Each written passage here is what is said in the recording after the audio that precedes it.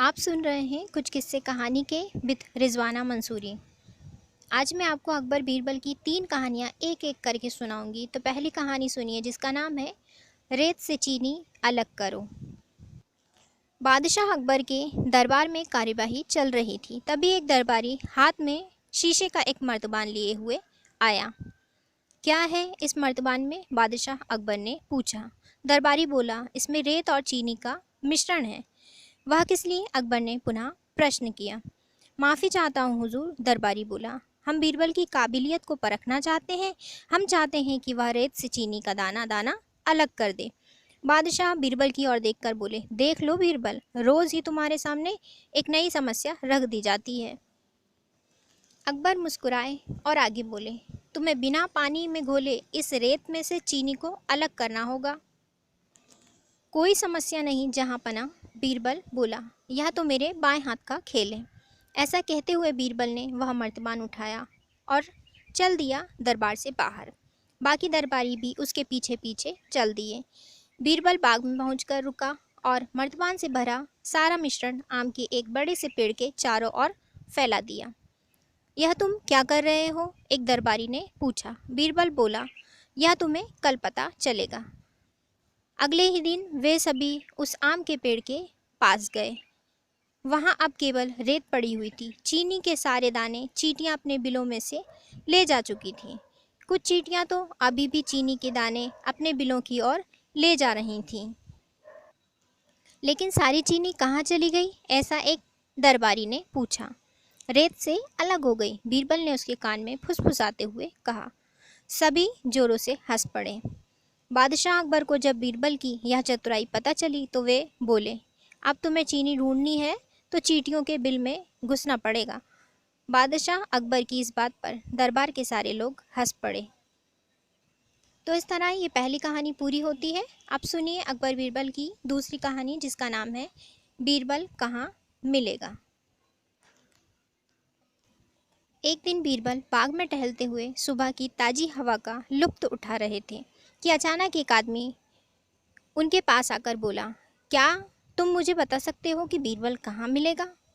बाग में बीरबल बोला। वह आदमी इधर उधर देखते हुए बोला, वह कहाँ रहता है?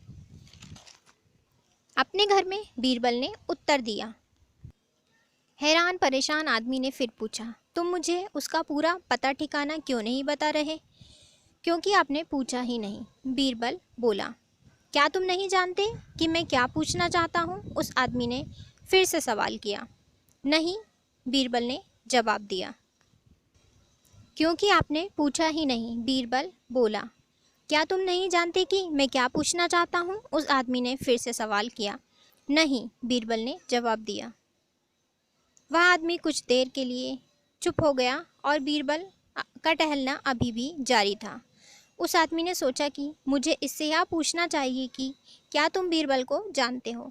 वह फिर से बीरबल के पास आ गया और बोला, बस मुझे केवल इतना बता दो कि क्या तुम बीरबल को जानते हो? हाँ, मैं जानता हूँ, बीरबल ने जवाब दिया। तुम्हारा क्या नाम है? उस आदमी ने फिर से सवाल किया। बीरबल, बीरबल ने उत्तर दिया। वह बीरबल से इतनी देर से बीरबल का ही पता पूछ रहा था और बीरबल था कि बताने को तैयार ही नहीं था कि वही बीरबल है। यह सब उसके लिए आश्चर्य से कम नहीं था। तुम भी क्या आदमी हो? कहता हुआ वह कुछ नाराज सा दिख रहा था। मैं तुमसे तुम्हारे ही बारे में पूछ रहा था और तुम न जाने क्या क्या अजीब अजीब बता रहे थे। तब बीरबल ने कहा, मैंने बस तुम्हारे सवालों का सीधा सीधा जवाब दिया। आखिर वह आदमी भी बीरबल की बुद्धिमानी को जानकर मुस्कुराने लगा।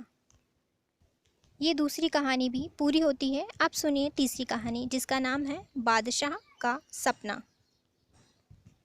एक रात सोते समय बादशाह अकबर ने एक अजीब सपना देखा जिसमें उनका एक दांत ही बचा और बाकी सारे दांत टूट गए। फिर अगले ही दिन उन्होंने देश भर से विख्यात ज्योतिषियों को बुलवाया और उन्हें बीती रात आए अपने सपने के बारे में बताया और उस सपने का क्या मतलब है ये जानना चाहा। उन सभी ने आपस में विचार विमर्श किया और सबने एक विचार करते हुए बादशाह अकबर से कहा, जहाँ पनाह इसका अर्थ यह है कि आपके सारे नाते रिश्तेदार आपसे पहले ही मर जाएंगे। ऐसा सुनकर अकबर बेहद दुखी हुए और उन्होंने गुस्से में आए हुए सभी ज्योतिषियों को दरबार से जाने के लिए कह दिया। उनके जाने के बाद बीरबल बोला, हुजूर, आपके सपने का मतलब तो बहुत ही अच्छा है। इसका अर्थ है कि आप आपके सभी नाते रिश्तेदारों में सबसे अधिक समय तक जिएंगे। बीरबल की बात सुनकर अकबर बादशाह बहुत खुश हुए। बीरबल ने भी वही कहा जो उन आए हुए ज्योतिषियों ने कहा था, लेकिन दोनों की बात कहने में अंतर था। बाद में बादशाह ने खुश होकर बीरबल को इनाम दिया।